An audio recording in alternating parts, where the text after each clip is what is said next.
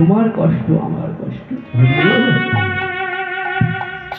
তাহলে এই যে এতগুলো কথা বললাম মা, এগুলো আমার মন গড়া কথা নয়, সব আপনি পাবেন, শাস্ত্রে পাবেন। ভগবান সব সময় আমাদের সঙ্গে আছে। একটা মানুষের ভিতর আছে ভগবান। কিভাবে আমরা বুঝবো? না, দেখবেন যদি আমরা কোনো খারাপ কর্ম করতে যাই, তখন আমাদেরকে একজন বারণ করে, কে? আমাদের বিবেক। এই যে বারণ করে সেটাই হচ্ছে ভগবান। কেন না? ভগবান বারণ করে দেয় কেন না? লোকের ক্ষতি করলে নিজের ক্ষতি আগে হয়। বিপদ আপদ হলে ভগবান সিগন্যাল দিয়ে দেয় যে ওই জায়গায় যাও, ওই জায়গায় গেলে তোমাদের বিপদ হবে। তাহলে ভগবান নেই এমন কে বলে?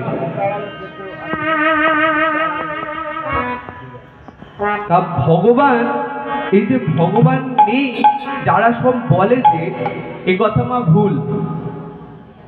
কেন না? ভগবান তো আমাদের প্রমাণ দিয়ে দিচ্ছে।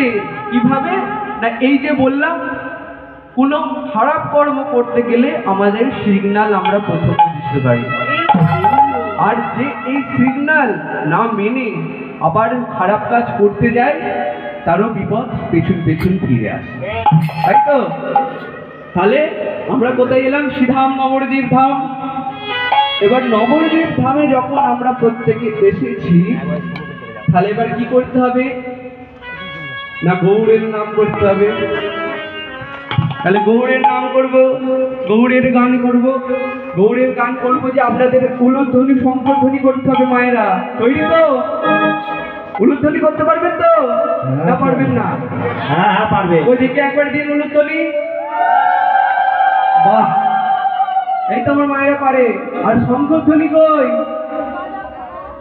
শঙ্খধ্বনি তোমাদের পাড়ায় বন্ধু আছে উলুধ্বনি? বাবা একসাথে দাও। প্রত্যেকে দেখি একবার শঙ্খধ্বনি উলুধ্বনি দেখি। বাহ, ওই মায়েরা লজ্জা পাচ্ছে। ভাই তো প্রত্যেকে উলুধ্বনি শঙ্খধ্বনি করুন।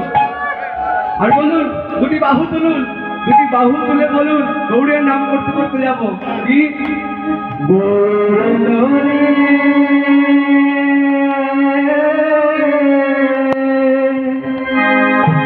আমাদের সোনার নদিয়া, উলুধ্বনি শঙ্খধ্বনির শব্দ শোনা যায় আমাদের গৌড়